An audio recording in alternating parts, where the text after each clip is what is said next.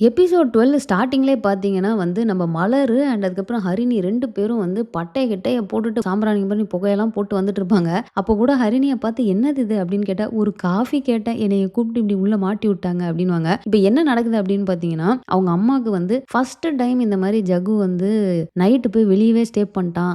எனக்கு என்னமோ டவுட்டா இருக்கு. ஃப்ரெண்டு எமர்ஜென்சினா ஆனா அந்த ஃப்ரெண்டு பொண்ணா பையனான்னு எனக்கு தெரியல. இப்போலாம் வேற கல்யாணத்துக்கு முன்னாடி எல்லாம் ஒண்ணா சேர்ந்து இருக்கிறாங்களாமே. அந்த மாரி ஏதாவது இவன் பண்ணிட்டானா அப்படின்னு சொல்லிட்டு அவங்க அதுக்காக ஒரு பூஜைய போட்டுட்டு போற மாரி காட்டுவாங்க. அண்ட் அந்த சைடு பார்த்தீங்கன்னா வந்து நம்ப ஜக்குவோட ஃப்ரெண்டு தான் வராரு. பார்த்தா இவங்க 2 பேரும் சோஃபால உட்கார்ந்தபடியே தூங்கிட்டு இருப்பாங்க. அவருக்கு பார்த்தோனே ஷாக்கு. பேசுறதுக்கே தயங்குனேன். இப்ப என்னடா இப்படி பண்ணிட்டு இருக்கீங்க அப்படின்னு கேட்டா, டேய் இது லவ் இல்லடா இது சோஷியல் சர்வீஸ்ன்னு சொல்லி நடந்த விஷயத்தெல்லாம் வந்து அவர் சொல்றாரு. மது பாட்டுக்கு வந்து வீட்டுக்குள்ள வந்துட்டு சைலன்ட்டா மேல ஏறி போயிட்டு இருப்பாங்க. என்ன நீ பாட்டுக்கு நேத்து ஈவினிங் போன மார்னிங் வர எதுவுமே நீ சொல்லல அப்படின்னா, இல்ல ஃபோன் ஸ்விட்ச் ஆஃப் ஆயிருச்சு அப்படிங்கிறாங்க. சரி ஃப்ரெண்டு வீட்டுக்கு போனேன்னு சொன்னேன். ஃப்ரெண்டு ஃபோன்ல இருந்து பண்ணக்கூடாதா?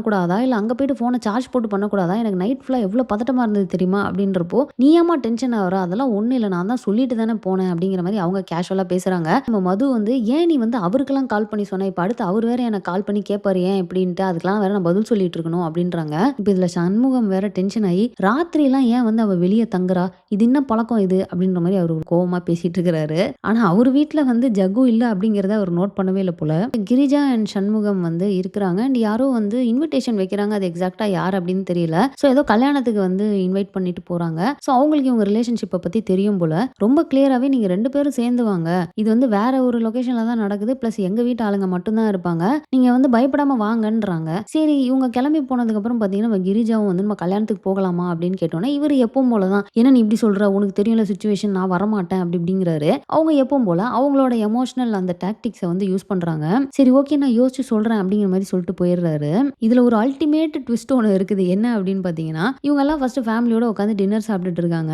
அப்போ நம்ப சண்முகம் வந்து இந்த மாரி நாளைக்கு நான் வரமாட்டேன். வரதுக்கு வந்து லேட் ஆயிரும். ஸோ அதனால இவன் ஜக்குவ வந்து வீட்லயே இருக்க சொல்லு அப்படிங்கிறாரு. இல்ல எனக்கு நாளைக்கு ஒரு ப்ரோகிராம் இருக்கு. நான் அட்வான்ஸ்லாம் வாங்கிட்டேன். நீங்க வேணா உங்களோட இத கேன்சல் பண்ணிக்கோ. பிள்ளைங்க வந்து வீட்ல தனியா இருக்காங்கன்னு தானே உன்ன நான் ஸ்டே பண்ண சொன்னேன். அது கூட உன்னால பண்ண முடியாதா? அப்படின்னு சொல்லிட்டு 2 பேருக்குள்ள ஒரு ஆர்குமென்ட் ஆகுது. அங்க எல்லாரும் ஹரிணி எல்லாரும் இதுல என்ன இருக்கு? நாங்க சின்ன பசங்களா நாங்களே பார்த்துப்போம் அப்படின்றாங்க. அடுத்த நாள் அந்த ஃபங்ஷன்ல வந்து இவரு தான் வந்து டிஜே பண்ணிட்டு இருக்கிறாரு. நானும் எப்படா அந்த மொமெண்ட் வரும் அப்படின்னு பார்த்துட்டு இருக்கேன். எப்படி காட்டுவாங்கன்னா, அந்த ஃபர்ஸ்ட் சீன்ல இவங்க 2 பேரும் இப்படி உள்ள என்ட்ரி ஆகுறப்போ நம்ம ஜக்கு வந்து அந்த சைடு நான் மதுட்ட பேச போறேன்ட்டு போயிருவாரு. ஸோ கவனிக்க மாட்டாரு. ஐய்யய்யோ! யூசுவலா டிவி சீரியல்லலாம் வருமே அந்த மாதிரி வந்து இவ்ளோ நடந்தும் வந்து இவரு பார்க்காத மாரி காட்டிருவாங்களோன்னு பயந்தேன். பட் அப்படி கிடையாது. இதுல வேற என்னன்னா ஸ்டேஜ்ல போய் நின்னு ஃபோட்டோலாம் வேற எடுத்துக்குவாரு. எப்புட்றா இது ஃபோட்டோ இவ்ளோ பயப்படுறவரு ஃபோட்டோக்கெல்லாமா நிப்பாரு அப்படின்ற மாரி இருந்துச்சு. ஸோ முடிச்சுட்டு கிளம்புறப்போ கரெக்ட்டா நம்ம ஜக்கு வந்து பார்த்துடுறாரு. பின்னாடி இருந்து பார்க்குறாரு. அந்த சீன் வந்து சூப்பரா இருக்கும். செம்ம டைமிங்கா பார்த்தீங்கன்னா வந்து அங்க ரிலேட்டிவ் ஒருத்தங்களுக்கு கூப்ட்டு வந்து இன்ட்ரோடியூஸ் பண்ணி வைக்கிறாங்க. ரொம்ப கிளியரா இதுதான் கிரிஜா. இது கிரிஜாவோட ஹஸ்பண்ட் அப்படிங்க. அத ஜக்கு பின்னாடி இருந்து கேட்டுட்டு செம்மையா ஷாக் ஆயிடுறாரு. ஸோ இவங்க கிளம்புனோனே பொறுமையா வண்டி எடுத்துக்கிட்டு பின்னாடியே ஃபாலோ பண்ணிட்டு போறாரு. ஸோ இந்த மாரி தாங்க ஆக்சுவலா இந்த எபிசோட் வந்து சஸ்பென்ஸா முடிச்சாங்க. ஸோ இது என்ன எப்படி நடக்க போகுது அப்படிங்கிறத நெக்ஸ்ட் வீக் வரைக்கும் நம்ம வெயிட் பண்ணி தான் பார்க்கணும். ஸோ இவங்க அப்பா எப்ப பாரு வந்து ஜக்குவ திட்டிக்கிட்டே இருந்தாரு. ஸோ இத வச்சு அவங்க அப்பா இவர் லாக் பண்ண போறாரு அப்படின்னு நினைக்கிறேன். ஸோ இது போக பார்த்தீங்கன்னா வந்து நம்ம சித்தார்த் வந்து ஹரிணிய கூப்பிட்டு இந்த மாரி ஒரு பிசினஸ் ட்ரிப் போணும். நீ தானே மார்க்கெட்டிங் ஹெட். நம்ம 2 பேரும் ஹைதராபாத் போணும் அப்படின்னுவாரு. நான்லாம் வரல. நீங்க வேணா ரோஷினிய கூட்டிட்டு போங்க. நல்ல பாண்டிங் வரும் அப்படி அவங்க போயிருவாங்க. இது நம்ம ரோஷினி வேற நான் பேக் பண்ணிட்டு வந்துருவா அப்படின்னுவாங்க. ச்சீ இரிட்டேட் பண்ணாதப்ப அப்படின்ற மாரி நம்ம ரோஷினிய வந்து அவர் அனுப்பிருவாரு. ஆனா ஹரிணி பார்த்தீங்கன்னா அதுக்கு அடுத்து ஜெயஸ்ரீட்ட பேசிட்டு இருக்கப்போ வந்து ஒரே சிரிப்பா இருப்பாங்க. என்ன ஒரே சிரிப்பா இருக்கு? யார் அவனா? ஸ்டார்ட்டிங்லலாம் அப்படிதான் இருக்கும். சரி சொல்லு என்ன அப்படிங்கிற மாரி கேட்பாங்க. இவங்களும் எல்லா மேட்டரும் சொன்னோனே நீ கரெக்ட்டா தான் சொன்ன. அதுக்கெல்லாம் போ தேவையில்ல. அவன் என்ன இன்டென்ஷன்ல கூப்பிடுறானே நமக்கு தெரியாது. நீ எடுத்த டிசிஷன் கரெக்ட் தான் அப்படின்ற மாரி சொல்லிருவாங்க. ஸோ இது போக பார்த்தீங்கன்னா இதுல பிரியன் அண்ட் ஜெயஸ்ரீ வச்சு ஒரே ஒரு சீன் தாங்க வரும். என்ன அப்படின்னா அவர் வந்து இன்டர்வியூ அட்டெண்ட் பண்ண போவாரு. ஆனா அந்த இடத்துல கரெக்ட்டா ஜெயஸ்ரீயும் வந்து வேலை விஷயமா வந்திருப்பாங்க. ஸோ இவருக்கு அந்த இன்டர்வியூல பார்த்தீங்கன்னா வந்து முன்ன வாங்கிட்டு இருந்தத விட சேலரி கம்மியா குடுக்குறேன்ற மாரி சொல்லியிருப்பாங்க.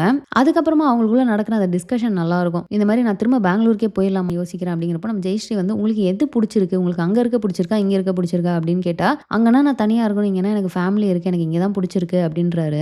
அப்புறம் என்ன நீங்க பணத்துக்காக ஏன் அங்க போறீங்க? உங்களுக்கு இங்க இருக்க தான் புடிச்சிருக்குன்னா, கம்மியா இருந்தாலும் பரவாயில்ல. இப்போதைக்கு இங்க இருங்க. அப்புறம் நம்ம பார்த்துக்கலாம் அப்படின்றாங்க. ஸோ நல்ல ஒரு ஃப்ரெண்ட்ஷிப் வந்து இப்பதாங்க ஸ்லோவா அவங்களுக்குள்ள டெவலப் ஆக ஆரம்பிக்குது. ஸோ அவ்வளோதாங்க 4 எபிசோடுமே வந்து நான் ரிவ்யூ பண்ணி முடிச்சுட்டேன். ஸோ இப்போ நீங்க என்ன நினைக்கிறீங்க? நம்ம ஜக்குவுக்கு வந்து அவங்க அப்பாவ பத்தி தெரிஞ்சிருச்சு. ஸோ இத வந்து யூஸ் பண்ணி அவங்க அப்பாவ பிளாக்மெயில் பண்ணி அவருக்கு வேணுங்கிற காரியங்கள பண்ணிப்பாரா? இல்லன்னா கொண்டு போய் வீட்ல அவங்க அம்மாட்ட வந்து இந்த விஷயத்த சொல்லிருவாரா? நீங்க நினைக்கிறீங்க அப்படிங்கிற கமெண்ட்ல போட்டுருங்க. ஸோ இந்த வீடியோ உங்களுக்கு பிடிச்சா லைக் பண்ணுங்க. உங்க ஃப்ரெண்ட்ஸ் எல்லாருமே ஷேர் பண்ணுங்க. மறக்காம சேனல சப்ஸ்கிரைப் பண்ணி சப்போர்ட் பண்ணுங்க. தேங்க்ஸ் ஃபார் வாட்சிங். Bye by.